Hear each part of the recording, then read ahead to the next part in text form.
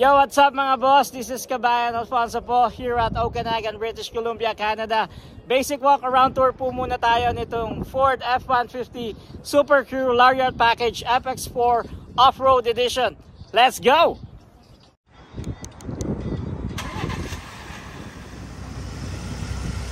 Start po tayo dito sa harap. So 360 exterior body walk around po. So LED headlights, as you can see, LED running daylights, and of course fog lamps, ultrasonic sensors for safety, tow hooks here underneath. Ayan po siya. There we go. And then 20-inch alloy rims po. So ayan po yung badging niya na F-150 Lariat. Yan po yung fully loaded nila na edition. So push button entry. As you can see, nasa akin po yung key fob. So bali, powered mirror po siya. Saka powered din yung steps. Yan. Tingnan niya po. Pagka binuksan po natin. Yan. Lalabas po siya pati yan. Mag-open siya. And then lock po natin ulit. There we go. Ito po ang inyong gas cap. And badging ng FX4 Off-Road 4x4. Yan po. So ultrasonic sensors din po ulit sa rear bumper, built-in hitch. And then ito po ang inyong 7 pins para po yan sa saksakan ng wiring harness. And then may lights din po siya dito pagka matilim sa gabi. And then ito po ang inyong 4 pins. Ayan. So yan po yung kapag sa signal light nyo. So pag may trailer po kayo, itatransfer dun yung tawag dito yung inyong mga left or right or hazard lights. Yung 7 pins po, meaning po niya meron siyang pang-brake para ma-brake control nyo rin yung mga trailer na may brake. Okay? So backup camera, usually ito po ilaw din po yan. And then buksan po natin yung likod. So ayan po, medyo madaming dayami. So ayan po siya. And then lights din po, both sides. And meron ka din pong makikita nyo, yan po yung mga pang power, parang saksakan po natin 120 volts. Usually mga small power tools po. Yan, mga electric drill, mga ganun po. Okay, electric saw. Ayan. Okay, so taas ko na po siya ulit. Oh, it's kind of heavy. There we go. EcoBoost. Yan po. Tignan po natin mamaya ano yung engine nya. And then ito po yung inyong other side. Of course, LED turn signal lights. Meron din po siya dyan sa gilid. Naka-LED din po siya, napansin ko. Ayan, tignan niyo po ulit. Okay. And then after po nito, basic naman po tayo ng interior features. Alright. Start po tayo dito sa driver door. So, leather po. Tawag dito ang inyong finish. May brown finish din po siya dito. Ito po medyo unique kasi tatlo siya. Memory seats po ang tawag dyan. So, yan po yung para ma-arrange yung inyong mga upuan. So every time i-record nyo na lang po para at least pipindutin nyo na lang kada turn on nyo. So bali kung marami kayong gumagamit ng sasakyan, mga dalawa o kaya tatlo, maganda po yan para naka-record na siya. So every time you turn on the engine, just press the last program na naka-arrange yung upuan po ninyo. And then of course ang inyong unlock and lock button. And ito po ang inyong controls para sa inyong powered mirror. And then for the windows. So A means automatic, roll, ano po yan, up and down. So one click. And ito yung pambukas po ng inyong door. Small pocket here, large pocket here, mid-size pocket here, of course cup holder too. And then I believe ito po ay premium speakers. Hindi lang po ako familiar. I don't know if it's they pronounce it BO, BNO or something like that. Alright. So yung sa umpisa po ng video, ito po is powered. So pag nagla-lock, ina-unlock mo, lalabas siya. And then pag nilock mo, papasok siya ulit. And then foldable din po, powered yung mirror. Depende rin po dun sa lock and unlock. Okay? And then leather seats po siya. Yan, makikita nyo. A little glance po. And then yan po ang inyong taas. Wala lang po siyang sunroof. Yan. And then meron ka po ditong handle pag akyat ka. Tulong din po yan kasi mataas po siya yung track. So ito naman po ang inyong button sa inyong lower left sa likod ng steering wheel. So hindi ko po siya masyadong kabisado. So ito usually po ito po ina-adjust yung inyong pedal pag sa mga ibang track po. So meaning pwede mo siyang itaas or ibaba para maabot. So katulad po natin na maliliit, pwede po nating ipalapit dito. And then kapag masyado ka naman pong mahaba ang yung tawag dito, Ang iyong bias, pwede mo siyang tawag ito, itulak papalayo. Kung ano po yung mas comfortable kayo gamitin. And then, ito po is electronic parking, tawag ito, parking brake. So, parang foot brake po yan or hand brake. And then, ito po usually, ito po ang inyong control sa inyong mga headlights or sa inyong instrument cluster. Kapag ganyan po, may automatic na yan. Yan po yung control natin sa high beam. Para po, yan po yung sineset up nyo na pag naglo-longer trips kayo, lalo na madilim, gusto nyo lagi naka-high beam para kita nyo lahat yung daan. And then, pag may nakasalubong kayo, may ilaw, yung sasakyan nyo po may sensors or may camera na detect nyo yun, automatic na maglo-low beam siya. And then, ito ang inyong ilaw sa inyong likod. Makikita nyo. Yan po. Ito pang adjust din yan for sure. Panlipat po pala. Ayun. Yan. And then ito usually pag mga ganyan po, yan po yung headlight eh. And then correct nyo na lang po ako if I'm wrong. Dyan po sa comment section. Ito ilaw po for sure yan. Yung kanina nakita nyo po na LED light doon sa mga side mirrors, left and right. And then ito is I think this is para ma-open nyo yung trunk nyo. Yung sa likod. Twice nyo siya pindutin. If tama po ako ha. And then, ito po, telescopic po siya, ang inyong steering wheel. Makikita nyo, pwede nyo siyang ipasok dyan. And then, pwede nyo siyang ilabas, takin, pull or push, and then up and down. There you go. And then, later on po, pasok po ako, hop in ako. And then, basic, ano naman po tayo? Yung technologies dyan. Okay? Natin. Dito naman po tayo sa likod. So, kung makita nyo, may badging din po siya ng Ford. And then, perforated po yung leather seats. Okay. Yan po tayo sa likuran. So same lang din po ng finish. Interior brown sa taas, tas dito sa baba. And then speakers po ulit. Cup holder po ulit dito. Side pocket, another cup holder and side pocket po ulit. And then yung inyong premium speakers. So ganyan po ang itsura niya sa likod. 60-40 kung makikita nyo ang pagkaka-divide niya. Maganda po yan. And then, heated seats din po sa likod kung makikita niyo yung controls. And then, meron ka din po ulit ng 120 volts. Ayan po. Dito po kasi yung mga bahay natin, ganyan po yung mga saksakan. Usually. And then, USB ports, yung old and new. And then, yung air vents. May additional pa na yung para sa mga, usually sa cigarettes po ito eh. O kaya sa mga, pag meron kayong pambomba ng gulong. Ganyan po, yung mga saksakan niya. Okay? Ito naman po, madali naman. Usually, nahatak lang ito pag binababa. Yan po, parang ganyan. Okay? And then, ito po is a cup holder. Yan. And then, malawak po ang inyong legroom kung makikita nyo. Malawak din po yung space niya dito. So, another glance po dito sa harap. Okay? Yeah. And then, yung kanina po natin, nakakita na natin dito sa likod. So, usually, ayun po, yung ilaw na sinasabi ko kanina. Alright. So makita nyo po yung spare nya nandiyan sa likod. So usually ito po yan, merong tool na kailangan mo lang dyan para maibaba mo. Para makuha mo yung spare tire. Okay. So here on the other side po, same lang po. Yan. Okay. So usually kasya isang bicycle po dito or dalawa. Yan. Pag ganito kalaki siya. So, dalawang full siya na na pinto, so double cab. Yan. And then power din po dito tayo sa passenger side. So, ganyan naman po siya. Kung gusto nyo po tong sandalan. And of course, yung inyong pang lower back. Masyadong makapal. Gusto nyo naman yung nakaumbok. Yan. And then of course, push ulit. Forward and backwards. And then, same lang din po ng finish dun sa driver's side nyo. Brown finish leather po rito sa taas. Ayan po ang inyong unlock sa lock button, ang inyong window button. And then, of course, pag magbubukas tayo ng car, speakers. And then, cup holder po, side pocket, big side pocket. Okay? And then, ito po, usually, yan po, is pocket lamang po yan. Ito po ang inyong pindutan. Para mga inyong anik-anik mga phone. Usually may mga ganito po rubber para hindi nag-slide. Yan. And then yung glove box. Yan po. Ito po mga yan, special wheel lock. Para sa inyong special lug nuts. Para hindi manakaw ang inyong mga gulong. So, ayan po. And then pasok na po tayo sa loob. Start natin ng engine and then basic features po ng technology.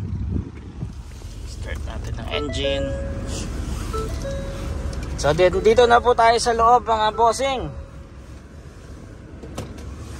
Yan.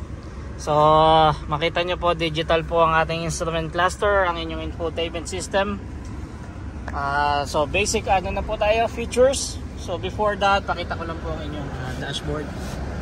So, makita nyo, usually subwoofer po yan pag ganyan. Yan po yung speaker niya. Lagi po nandyan nakalagay. And then, brown finish po ang inyong dashboard dito. Sa gilid, sa driver, saka sa passenger. Yan. And then, overall, yan po ang inyong dash. Very nice. And dito po mga ano lang po yan, mga tawag dito light control lamang po kasi wala naman tayong sunroof. Ito po lagay ng shades. Yan. And then of course inyong headliner. So makita nyo, yan po yung pagka may mga garage kayo sa bahay. So pwede nyo po i-connect yan dito. Para pag bago kayo pumasok, i-open nyo na lang. Ito po inyong headliner. And then mirror of course. So ayoko po yan. Makita nyo? Yan. So may ilaw din po siya. Okay. And then usually, ito po, rear, wala po siya. Sometimes po merong ano yung tawag dito, yung nagdidim yung rear view nyo. So in this case, tingin ko ito, hindi po siya nagdidim. So meaning po ng pagkagabi, kasi silaw kayo dun sa likod, automatic nagdidim yung rear view para hindi kayo masyadong nasisilaw.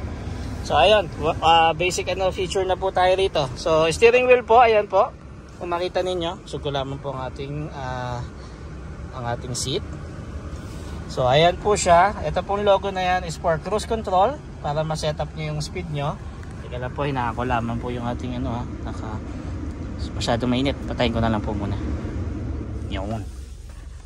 So ma-set nyo po yung inyong speed and then pindot turn on and then set. And then pwede nyo na po i-plus minus para magdagdag saka magbawas. And then adaptive cruise control po, meaning ito nasiset nyo yung distance ng car sa harapan po ninyo. So para po yan doon sa pag naglo-long trips kayo, para hindi kayo lagi nagko-cruise control, na pag nagpreno kayo nakaka-cancel kasi baka mabunggoy nyo na sa harap. Ito po sineset up nyo yung distance. So meaning 1, 2, 3 cars. Usually po pagka nag-slow down po sila, yung car nyo, yung truck nyo mag-slow down din. Pag nag-speed up sila, mag-speed up po ulit according to sa previous na speed limit na sinet nyo. Para ano po kayo, dire-diretsong pahinga. Okay? Wag naman po yung sobrang pahinga. And then ito po of course volume control pagka nakakonect na yung mga smartphone nyo, and then pag-answer ng calls. Okay? And then ito po hindi ko siya masyadong alam alamin ko pa lang po. Doon po sa mga may mga ganitong sasakyan, pwede nyo po ako i-comment dyan para saan to. Malaking tulong po yan. And then of course regular ano lang po, settings, menu, and then pag may mga babaguhin na kayo sa car nyo, parang ano lang to, cellphone pang arrange ng mga ano, kung meron kayong format na gusto sa car nyo, mga safety, mga vehicle settings, mga ganun po. And then pagka idadrop nyo rin po yung call. Ito usually paglipat ng stasyon. And then of course back. Okay. Ayan po, leather wrap din po siya. And then makikita nyo, nandyan yung instrument cluster. Naka-indicate ang inyong speed limit para sa inyong mga posted na ano. May ibang cars po kami sa Honda.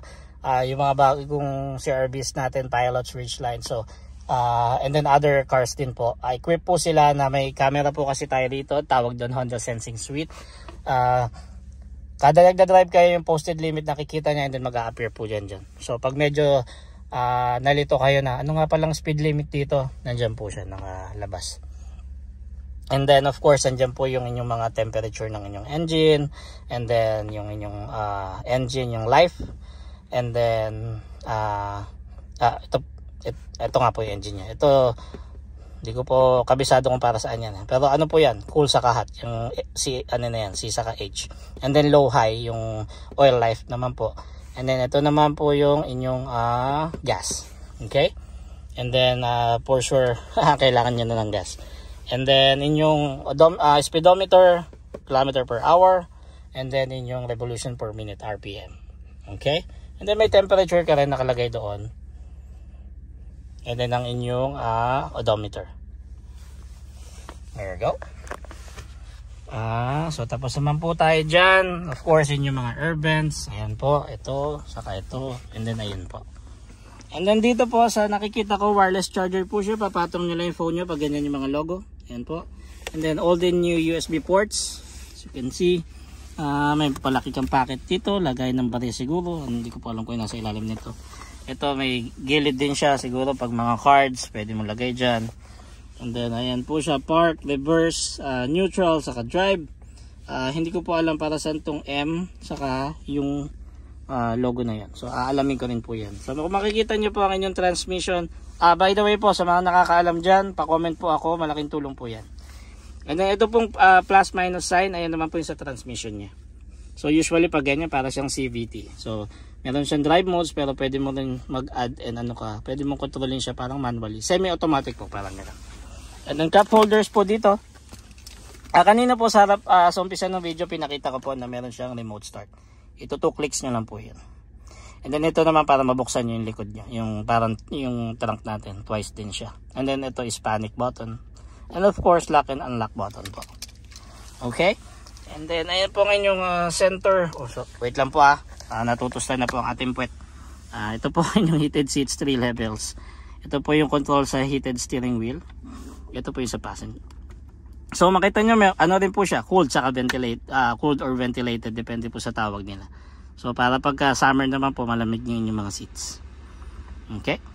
And then ito po yung pang control nyo ng inyong fan. Yan, makikita nyo high and then low para mabawasan. Baba, ayan po siya, makikita nyo. Yan, pantaas ka pambaba ng inyong fan level control. And then dual climate control po siya. Ito po ibig sabihin yan. So meaning pwede magkaroon ng sariling temperature si driver sa kasi passenger, depende na lang po sa klima na kagustuhan nyo. Pag medyo mainit po si Mrs. kay Mr., magpa-cool down ka muna. Ayan po. And then meron po dyan sync button kung gusto nyo sabay siya o parehas auto, parang ganyan. Pero automatic na siya. Okay. And then ito po is yung para makontrol nyo naman po yung point tong vents, kung gusto nyo is taas lang or baba or sa inyo lang. Ito naman po yung defroster para sa windshield dyan pag nag-icy po yan, lalo na pag winter or foggy. Ito naman po yung rear para po matanggal din yung moist doon sa windshield sa likod. So kung makikita nyo po yung mga windshield sa likod, may mga lining, mga mercury po yan para mapainit nyo, matanggal yung fog or ice. Okay po. So ito po ang inyong control sa inyong wheels. So may 2 high, may 4 high, meron ka 4 low. Ito 4A, hindi po ako rito nakalagay 4x4. So automatic na yan lahat. So usually dito lang tayo, parang 2 wheel drive, parang ganyan. And then drive modes, makikita nyo siya, lumalabas siya dyan. Tingnan nyo po ayan, ganyan siya. Okay. And then drive mode to push. So ayan po so ayan siya, pwede nyo baguhin. Ayan.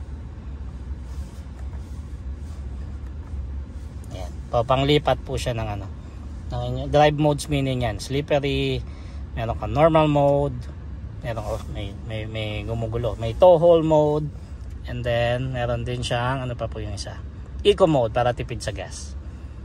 Okay, and then sport mode pag gusto niyo ng konting power. Yan po ang inyong mga drive modes.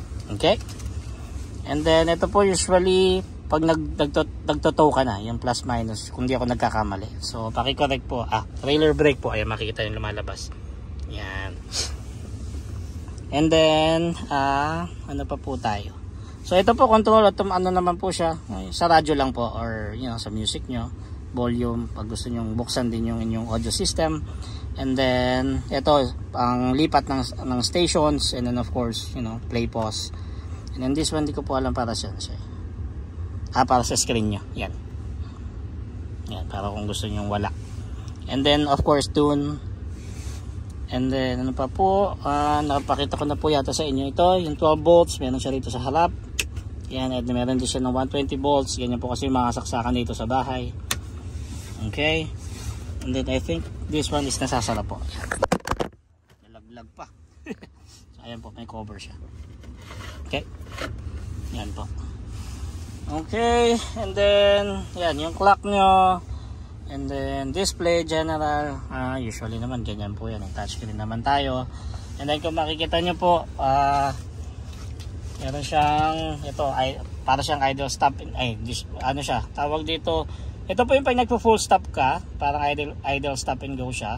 So pwede mo siyang i-turn off pag ayaw mo, So, in-equip na po nila yung mga newer vehicles dyan dito sa Canada kasi pag nasa big city ka po, lalo na mga truck din tong ganito, malakas sa gas. Depende naman po kung anong klase.